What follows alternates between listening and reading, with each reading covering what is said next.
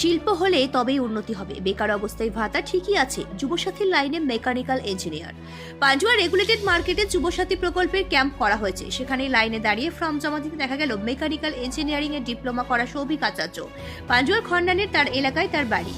তার বাবা প্রিন্টিং প্রেসে কাজ করেন। সৌভিক উচ্চ মাধ্যমিক পাশ করার পর কল্যাণী থেকে ডিপ্লোমা করেছেন মেকানিক্যাল ইঞ্জিনিয়ারিং এ। সৌভিক বলেন, রাজ্য সরকার স্কুল থেকে কলেজ পর্যন্ত যে বিভিন্ন প্রকল্পে করেছে সেটা আমাদের অনেক কাজে লাগে। বেকার যুবকদের ফর্ম ফিল আপ, যাতায়াত ভাড়া, তাতে অনেক টাকা খরচ হয়। এই টাকা পেলে সেটা অনেক সাশ্রয় হবে। এতে আমরা খুশি। আমি উচ্চ মাধ্যমিক পাশ করার পর কল্যাণী থেকে ডিপ্লোমা করেছি মেকানিক্যাল ইঞ্জিনিয়ারিং এ। সরকারি চাকরির জন্য বিভিন্ন জায়গায় আবেদন করেছি, কিন্তু কোথাও সরকারি চাকরি পাইনি। এই টাকা পেলে ফর্ম ফিল আপে টাকা জোগাতে সুবিধা হবে। তবে শিল্পের দরকার, শিল্প এলে তবেই উন্নতি হবে। তবুও ভাতা দরকার, কারণ মুখ্যমন্ত্রী যে টাকা দিচ্ছেন তাতে আমাদের অনেকটাই সুবিধা হবে। আর নিয়ে শুরু হয়েছে তৃণমূল বিজেপির রাজনৈতিক চর্চা। পাঞ্জুয়ার তৃণমূল নেতা সঞ্জয় ঘোষ বলেন, অনেকেই আছেন তারা এই প্রকল্পতে খুশি। অনেকে বিভিন্ন জায়গায় চাকরির জন্য আবেদন করছে, তাতে তাদের যে খরচা সেটা অনেকটাই সুরাহা হবে। মুখ্যমন্ত্রী যুবকদের জন্য যেটা ভেবেছেন তা অকল্পনীয়। বিজেপির পাঞ্জুয়ার কনভেনার অমিতাভ ঘোষ বলেন, মিথ্যা প্রতিশ্রুতি দিয়ে বেকার যুবক যুবতীদের লাইনে দাঁড় করাচ্ছে। এ রাজ্যে শিল্প হলে বেকার যুবকরা কাজ পেত, আর এখন 1,500 টাকা পাওয়ার জন্য তাদেরকে লাইনে দাঁড় করানো হচ্ছে। শিক্ষিত ছেলেমেয়েদের লাইনে দাঁড় করে ভবিষ্যৎ অন্ধকার করে দেওয়া হচ্ছে। উচ্চশিক্ষিত যুবক যুবতীদের সেখানে চাকরি দরকার, শিল্পের দরকার, সেখানে মুখ্যমন্ত্রী সেটা না করে 1,500 টাকা বেকার ভাতা দিচ্ছেন। এটা অত্যন্ত লজ্জার। ব্যুরো রিপোর্ট, আমার বাংলা নিউজ।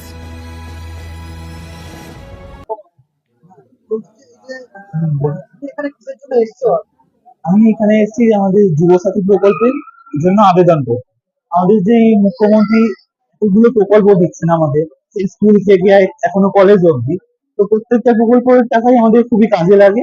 আমরা খুবই উপকৃত হয়ে যাই, কারণ আমাদের একটা বেকার যুবক হিসেবে আমাদের অনেক কিছুই খরচা লাগে। যেমন যদি কোনো ফর্মে অ্যাপ্লাই করতে যাই সেখানেও টাকা লাগছে। তো এই যে যুবসাথী যে আমাদের মুখ্যমন্ত্রী চালু করেছেন, তাতে আমাদের এই খরচাগুলো অনেকটা উঠে যাচ্ছে, আশা করি উঠে যাবে। এটা আমরা খুবই খুশি। পড়াশোনা কতদিন করেছি? আমি ডিপ্লোমা করেছি মেকানিক্যাল ইঞ্জিনিয়ারিং, এবং এরপরে আমি কল্যাণী থেকে করেছি, স্কুল গভর্নমেন্ট পলিটেকনিক থেকে করেছি, এবং এরপরে চাকরি বাকরির জন্য অ্যাপ্লাই করেছি। চাকরি করা পেয়েছো? না না, আমি আর কি মেনলি গভর্নমেন্ট যে জব গুলো ওগুলোর জন্য অ্যাপ্লাই করেছি।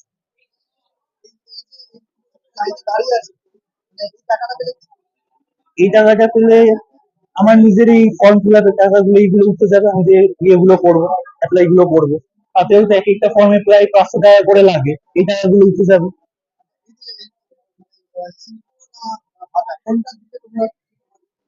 হ্যাঁ? শিল্প না ভাতা? এইখানে কম্পেয়ার করতে গেলে আমার মনে হয় শিল্প, কারণ ওটাতেই উন্নতি হবে, রাজ্য এবং দেশ উন্নত হবে। তবুও দরকার, কারণ আমরা যেহেতু বেকার, আমাদের এইগুলোই তো করতে লাগে। আমাদের যে হাত খরচাগুলো এগুলো তো চালাতে লাগে, এগুলো কিভাবে পাবো? আমি শুধু ওই এইচএসসি কমপ্লিট করার পরে আমার এই ডিপ্লোমা নিয়ে পড়েছি কল্যাণী, এইটুকুই।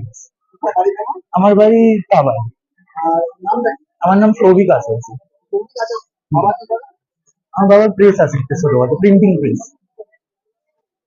গেল যে এমটেক করেছে, তাকেও যুবসাথীর লাইনে দেখা গেল। কি বলবেন এটা? দেখবেন, প্রথমেই যেটা বলবো, এই যে দুর্ভাগ্যজনক একটি প্রকল্প সম্পূর্ণ ভুয়ো মিথ্যা প্রতিশ্রুতি দিয়ে বেকার যুবক যুবতীদেরকে লাইনে দাঁড়িয়ে দাঁড় করাচ্ছে। আজকে একটা এমটেক করার ছেলে, তার ন্যূনতম বেতন 40 থেকে 50 হাজার টাকা হওয়া উচিত ছিল যদি এখানে কোনো শিল্প হতো, কিন্তু সেই জায়গায় দাঁড়িয়ে তারা 1,500 টাকা পাওয়ার জন্য তারা লাইনে দাঁড়াচ্ছে, বা তাদেরকে লাইনে দাঁড় করানো হচ্ছে।